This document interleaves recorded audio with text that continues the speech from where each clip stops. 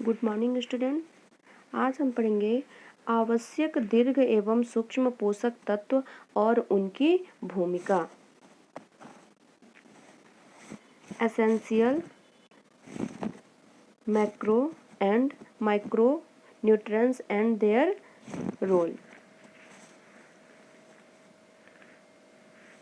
पौधों के लिए किन किन तत्वों की आवश्यकता होती है अथवा पौधों के अंदर कौन कौन से तत्व पाए जाते हैं, इसका पता निम्नलिखित विधियों के द्वारा किया जा सकता है।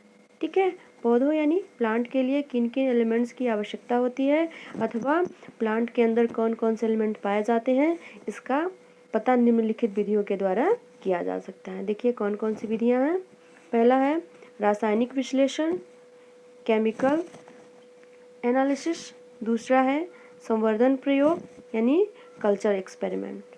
तो हम सबसे पहले पढ़ेंगे रासायनिक विश्लेषण। ठीक है, पौधे के रासायनिक विश्लेषण के लिए पौधे की शाखा या उसके अन्य भाग को लेकर इसका भार ज्ञात कर लेते हैं। ठीक है, सबसे पहले क्या करेंगे हम कि प्लांट के केमिकल एनालिसिस के लिए प्लांट की शाखा यानी ब्रांच या उसके अन्य भाग को लेकर इसका भार ज्ञात कर लेते हैं। इसके पश्चात इसे 100 डिग्री सेल्सियस से कुछ अधिक तापक्रम पर धीरे धीरे गर्म करके शुष्क कर लेते हैं। ठीक है, क्या करेंगे इसे हम पहले धीरे धीरे क्या करेंगे, गर्म करेंगे, फिर उसके बाद हम इसे शुष्क यानी ड्राई कर लेते हैं तथा निकले हुए जल की मात्रा ज्ञात कर ली जाती है। ठीक है, जो निकला हुआ जो जल बाहर निकलता है उसकी मात्रा ज्ञात कर ली जाती है।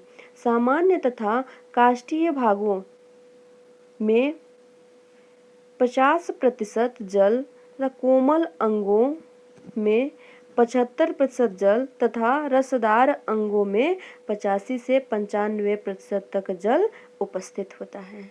ठीक है, सामान्य यानी काष्ठीय यानी बॉडी पार्ट में कितना होता है 50% जल, कोमल अंगों में कितना होता है 75% जल, रसदार अंग यानी जूसी पार्ट में कितना होता है 85 से लेकर के 95 तक।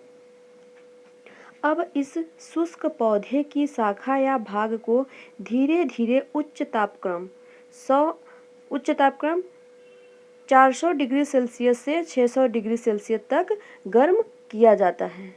ठीक है, पहले हम कितने टेम्परेचर के थे 100 डिग्री सेल्सियस, उसके बाद हम कितने करेंगे 400 डिग्री सेल्सियस से लेकर के 600 डिग्री सेल्सियस तक गर्म किया जाता है, जिससे शुष्क पौधा जलकर कोयले के रूप में बदल जाता है। ठीक है, जिससे शुष्क यानी ड्राई जो प्लांट होता है जलकर कोयला यानी कोल के रूप में बदल जाता है। बाद में केवल राख शेष रह जाती है। शेष भाग वायुमंडल में कार्बन डाइऑक्साइड के रूप में चला जाता है। जीव द्रव्य क्योंकि मुख्य रूप से प्रोटीन, कार्बोहाइड्रेट्स, वसा इत्यादि कार्बनिक पदार्थों का बना होता है। ठीक है, जीव द्रव्य किसका बना होता है, प्रोटीन, कार्बोहाइड्रेट्स, वसा इत्यादि कार्बनिक पदार्थों का बना होता है। अतः पहले ये कोयले के रूप में आते हैं और बाद में कार्बन इत्यादि पदार्थ भी गैसों में बदल जाते हैं। अतः केवल अकार्बनिक पदार्थ अवहनशील राख के रूप में बचे रहते हैं। ठीक है,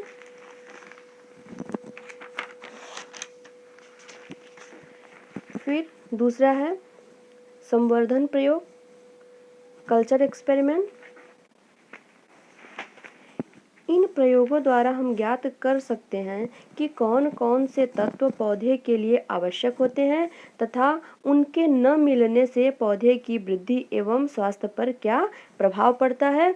यह प्रयोग निम्नलिखित 2 प्रकार के होते हैं। ठीक है, पहला है जल संवर्धन प्रयोग वाटर कल्चर एक्सपेरिमेंट, दूसरा है बालू संवर्धन प्रयोग यानी सैंड कल्चर एक्सपेरिमेंट।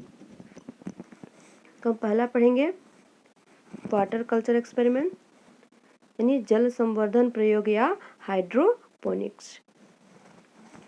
खनिज लवणों के अध्ययन के लिए विशुद्ध रसायन पदार्थों तथा आसुत जल में सभी आवश्यक पदार्थ घोल का संवर्धन घोल तैयार कर लेते हैं। ठीक है, सबसे पहले क्या करेंगे हम कि खनिज लवणों यानी मिनरल साल्ट के अध्ययन के लिए विशुद्ध रसायन पदार्थों तथा आसुत जल में सभी आवश्यक पदार्थ घोल का संवर्धन घोल तैयार कर लेते हैं। इसे निष्क्रिय कांच के बर्तन में भरकर पौधे को एक जाली पर उगाते हैं। ठीक है, क्या करेंगे हम इसे एक निष्क्रिय कांच के बर्तन में भरकर पौधे यानी प्लांट को एक जाली पर उगाते हैं तथा एक नली द्वारा घोल में वायु प्रवाहित करते रहते हैं। इस प्रकार के प्रयोग हाइड्रोपोनिक्स कहलाते हैं। ठीक है, ये देखिए यहाँ पे है भी इसका फिगर बना है। ये देखिए यह एक निष्क्रिय कांच के बर्तन है। ये देखिए यहाँ पे जाली है, इस पर हमने प्लांट को उगाया है। और ये देखिए यहाँ से हम क्या करते हैं एक नली के द्वारा वायु देखिए प्रवाहित करते हैं यहाँ पे। ठीक है, इसके आगे का अब हम अगले दिन पढ़ेंगे।